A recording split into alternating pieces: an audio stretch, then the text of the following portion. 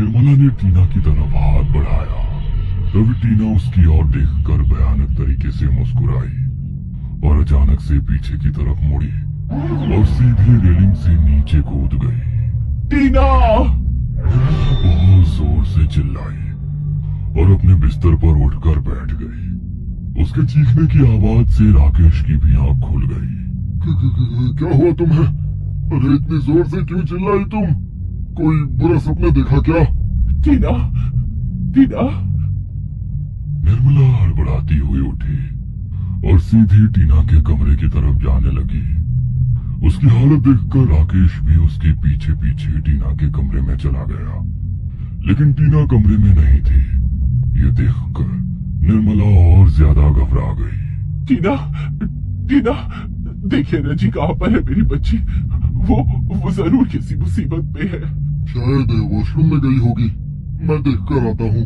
टीना के पापा जैसे उसके कमरे से बाहर की तरफ मुड़े, तभी बालकनी से किसी के हंसने की आवाज आई, जैसे कोई अपना चेहरा दबाकर अपनी हंसी दबाने की कोशिश कर रहा हो। ये तो बिल्कुल वैसी ही आवाज है। निर्मला बालकनी की तरफ आ गई तो टीना उनकी ओर पीठ करके बालकनी में बैठी हुई थी और ऐसा लग रहा था मानो वो वहां बैठकर कुछ खा रही हो। टीना के पापा ने आगे जाकर देखा तो फर्श पर पड़ोसियों की मरी हुई बिल्ली पड़ी थी और टीना बड़े ही भयानक तरीके से हंसते हुए उस बिल्ली को खा रही थी। उसने बिल्ली को अपने पापा की तरफ बढ़ाया और अपने हाथों से अपना चेहरा दबाकर हंसने लगी। उसका पूरा चेहरा खून से सना हुआ था। उसे देखकर उसके मम्मी पापा समझ चुके थे कि मामला अब उनके हाथ से निकल गया है और टीना किसी भयानक आत्मा की चपेट में आ चुकी है। टीना की मां ने देर ना करते हुए उसके सर पर हाथ रखा और कुछ मंत्रों का उच्चारण करने लगी। तभी कुछ देर में ही टीना वहां बेहोश होकर गिर पड़ी। टीना के मम्मी पापा ने उसे उठाया और उसके बिस्तर पर लिटा दिया। टीना के पापा ने बालकनी का गेट ताले से लॉक कर दिया ताकि टीना अब उसे खोल ना सके। मैंने आपको कहा था कि हमारी बच्ची पर किसी बुरी आत्मा का साया पड़ गया है, लेकिन आपने मेरी बात नहीं मानी। हमारी बच्ची पर बहुत बड़ा संकट मंडरा रहा है। अगर अभी भी हमने देर की तो बहुत बड़ी अनहोनी हो जाएगी। टीना के पापा की आंखों में भी आंसू आ गए। उस रात टीना की मां ने पूरी रात उसके कमरे में बैठकर दुर्गा चालीसा का जाप किया। टीना की मम्मी दुर्गा माँ की बहुत बड़ी भक्त थी और शायद इसीलिए इतना सब होने के बाद भी अब तक टीना जिंदा थी। लेकिन उसकी माँ समझ चुकी थी कि अब उसकी जान को खतरा है, इसलिए अगले दिन सुबह होते ही उन्होंने उसके दोस्तों को कॉल किया और जानने की कोशिश की कि ऐसा क्या हुआ था जिसकी वजह से टीना की हालत ऐसी हो गई। लेकिन किसी से कुछ पता नहीं चला, क्योंकि वृंदा के अलावा तो किसी को उस रात के बारे में कुछ पता ही नहीं था और वृंदा इस डर के मारे कुछ बता नहीं रही थी कि कहीं वो आत्मा उसी पर ना हावी हो जाए। तभी थोड़ी देर बाद टीना की माँ के फोन पर आयुष का कॉल आया। हेलो? हेलो आंटी, मुझे आपसे कुछ बात करनी है। मैं आपके घर के नीचे खड़ा हूँ, आप नीचे आ सकती हैं क्या? ठीक है बेटा। निर्मला नीचे गई तो आयुष अपनी बाइक पर था। उसने निर्मला को बाइक पर बैठने का इशारा किया। निर्मला बाइक पर बैठी और आयुष उन्हें अपने साथ मंदिर में ले गया। बेटा, तुम मुझे यहाँ पर क्यों लेकर आए हो? क्योंकि मुझे लगता है कि शायद यही वो जगह है जहाँ पर हम टीना के बारे में बात कर सकते हैं। क्या मतलब? मैं कुछ समझी नहीं बेटा। देखिए आंटी, मैं सब कुछ तो जानता नहीं था, लेकिन इतना जरूर समझ गया था कि कुछ ना कुछ गड़बड़ तो जरूर है और ये सब कुछ न्यू ईयर की पार्टी वाली रात के बाद शुरू हुआ है। उस रात वृंदा कॉल पर बात करने के लिए छत पर गई थी और उसे बुलाने के लिए टीना उसके पीछे गई थी, लेकिन तभी वृंदा भागती हुई नीचे आई और डरी सहमी से एक कोने में बैठ गई और थोड़ी देर बाद टीना भी नीचे आई। उसने जल्दी से दरवाजा बंद किया और वृंदा पर चिल्लाने लगी कि जब तुम्हें पता है कि ऊपर वो है तो तुमने मुझे बताया क्यों नहीं? उसकी बात हमें समझ तो नहीं आई। हमने उससे पूछा भी, लेकिन उसने बताया नहीं। बात आई गई हो गई और हम भी भूल गए। लेकिन जब आपका फोन आया तो अचानक से मेरे दिमाग में वो बात आई। मैंने वृंदा से भी इस बारे में पूछा। वो पहले तो बहुत डर रही थी, लेकिन जब मैंने उसे टीना की हालत के बारे में बताया तो उसने उस रात के बारे में मुझे सब कुछ बता दिया। उस रात उन्होंने मोक्ष द्वार की एक भटकती आत्मा को देख लिया था। टीना के साथ पहले भी उस घर में ऐसे हादसे हुए थे, लेकिन हमने मजाक समझकर उन्हें टाल दिया। लेकिन जब वृंदा से मुझे सब कुछ पता चला तो मेरी रूह कांप गई। अगर किसी भटकती आत्मा का रूबरू सामना किसी इंसान से हो जाए तो वो उसे नहीं छोड़ती। टीना छत पर चली गई, इसीलिए वृंदा बच गई, वरना आज टीना के साथ जो कुछ भी हो रहा है वो सब शायद वृंदा के साथ हो रहा होता। इसीलिए मैं आपको लेकर यहाँ पर आया हूँ, क्योंकि जिस समस्या का समाधान कहीं नहीं मिलता वो यहाँ पर मिल जाता है। बिल्कुल ठीक कहा तुमने। अचानक पीछे से किसी ने ऐसा कहा तो वो दोनों डर गए। उन्होंने मुड़कर देखा तो काले रंग के वस्त्र धारण किए एक तांत्रिक बाबा उनके पीछे खड़े थे। लंबी सफेद दाढ़ी और हाथ में कमंडल लिए हुए थे। बच्ची परेशान है तुम्हारी, किसी बुरी आत्मा ने कब्जा कर लिया है उसके शरीर पर। हाँ बाबा, जब से हम यहाँ पर आए हैं तब से हमें हमारी बच्ची के अंदर हमारी बच्ची नजर ही नहीं आ रही। और कल रात जो हमने देखा उसके बाद तो हमें इस बात पर यकीन हो गया है कि मेरी बच्ची पर किसी बुरी आत्मा ने कब्जा कर लिया है। तू चिंता ना कर, मैं तेरे घर आऊंगा और घर का मुआयना करूंगा। आज रात अंधेरा होते ही मैं आऊंगा, लेकिन इस बात का अंदेशा अपनी बेटी को मत होने देना और ना ही घर में इस बारे में बात करना, वरना वो आत्मा सतर्क हो जाएगी। जी ठीक है बाबा। और तुम भी किसी के सामने इस बात का जिक्र मत करना। जी ठीक है बाबा, मैं ध्यान रखूंगा। आयुष ने निर्मला आंटी को बाइक पर बैठाया और उनके घर छोड़ दिया। लेकिन जैसे ही निर्मला घर पर आई तो टीना ने घूर कर उनकी तरफ देखा। कहाँ गई थी आप आयुष के साथ? आयुष? हाँ, आयुष के साथ। बेटा वो मुझे डॉक्टर के पास जाना था और यहाँ ऑटो मिल ही नहीं रहा था, इसलिए आयुष को फोन किया। उसके अंकल डॉक्टर है ना, तो वो वहीं पर ले गया था मुझे। टीना ने अपनी मॉम को कुछ अजीब तरीके से देखा और गुस्से में वहां से उठकर अपने कमरे में चली गई। रात हुई तो टीना अपने कमरे की खिड़की से लगातार बाहर की तरफ ही देख रही थी। उसके पापा ने बालकनी के डोर को लॉक कर दिया था, तो वो बाहर कहीं नहीं जा सकती थी। तभी थोड़ी देर बाद गेट पर नॉक हुई। गेट पर नॉक होते ही टीना अचानक से सचेत हो गई। वो उठकर अपने रूम से बाहर जाने लगी तो उसके रूम का दरवाजा ही नहीं खुला। उसकी माँ ने उसके गेट को बाहर से लॉक कर दिया था। किसने बंद किया इस दरवाजे को? खोलो इसे, मैंने कहा खोलो इसे। आ रही हूँ बेटा, बाहर से सफाई कर रही थी ना तो धूल ना चली जाए इसलिए बंद कर दिया। खोलो इसे, कौन है बाहर? टीना अंदर से चिल्ला रही थी। तभी तांत्रिक बाबा ने उसके कमरे के बाहर ही एक सुरक्षा घेरा बना दिया। टीना की माँ ने उसके कमरे का दरवाजा खोला और उसने जल्दबाजी में बिना देखे सीधे कमरे के बाहर कदम रख दिया और वो सुरक्षा घेरे में आकर खड़ी हो गई। लेकिन जैसे ही उसके कदम सुरक्षा घेरे में पड़े वैसे ही वो बुरी तरह से चीखने लगी।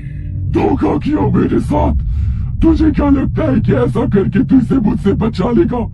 हट, इसे तो मैं अपने साथ लेकर ही जाऊंगी और तू कुछ नहीं कर पाएगा। उसकी बातें सुनकर वहाँ पर खड़े उसके मम्मी पापा और आयुष के होश उड़ गए। ये मेरी बच्ची को क्या हो रहा है बाबा? चिंता मत कर, तेरी बेटी को कुछ नहीं होगा। दूर हो जाओ सब यहाँ से, कोई इसके पास नहीं जाएगा। सब लोग वहाँ से दूर हो गए और पीछे की तरफ जाकर खड़े हो गए।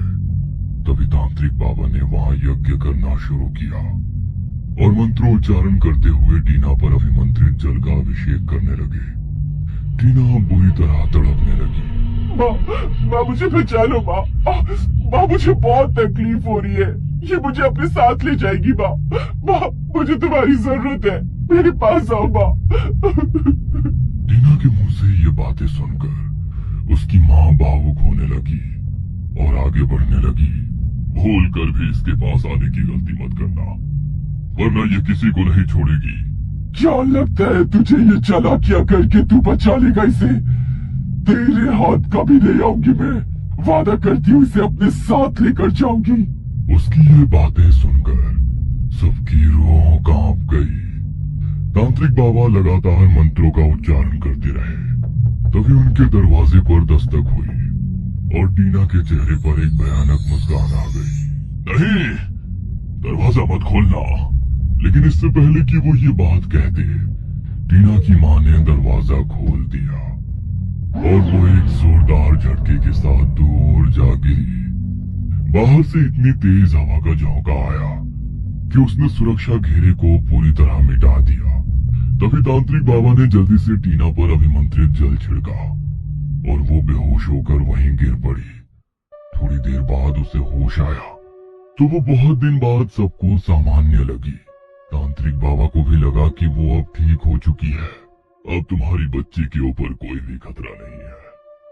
तुम्हारी बेटी अब हमेशा के लिए उस आत्मा से मुक्त हो चुकी है। ईश्वर सदा तुम पर अपना आशीर्वाद बनाए रखे। तांत्रिक बाबा ने अपना झोला उठाया और वहां से चल दिए। लेकिन जैसे ही उन्होंने घर से बाहर कदम रखा, वैसे ही टीना के चेहरे पर वही भयानक मुस्कुराहट आ गई। लेकिन उसने किसी को इस बात की भनक नहीं होने दी। माँ, मुझे बहुत थकावट महसूस हो रही है और भूख भी लग रही है। खाना खाने का मन कर रहा है। कुछ खाने को बना दो ना। टीना ने अपनी बातों से अपने घर वालों को भरमा दिया। आयुष भी अपनी बाइक लेकर वहां से निकल गया। लेकिन रास्ते में ही उसका एक्सीडेंट हो गया। उसकी बाइक फिसलती फिसलती दूर पेड़ से जा लगी। भगवान का शुक्र था कि उसे कुछ नहीं हुआ। वो जैसे तैसे उठा और उसने कॉल करके साहिल को वहां पर बुलाया तो साहिल उसे घर लेकर गया। तभी अगली शाम टीना की मां को उसके कमरे से कुछ अजीब सी आवाज सुनाई दी, जैसे कोई अपनी हड्डियां मरोड़ रहा हो। टीना की मां के मन में अब कोई ऐसी बात नहीं थी, तो वो सामान्य तरीके से दरवाजा खोलकर टीना के कमरे में झांकने लगी। लेकिन उन्होंने जो नजारा देखा, वो देखकर उनके होश उड़ गए। टीना के हाथों पैरों की हड्डियां पूरी तरह मुड़ी हुई थी और गर्दन घूमकर उल्टी हो चुकी थी। वो अपने नाखूनों से कमरे की दीवार को बुरी तरह नोच रही थी। तभी नजरें घुमाकर वो अपनी मां को देखकर भयानक तरीके से मुस्कुराई। वो इतनी ज्यादा डरावनी लग रही थी कि डर के मारे उसकी मां का पूरा शरीर कांप गया।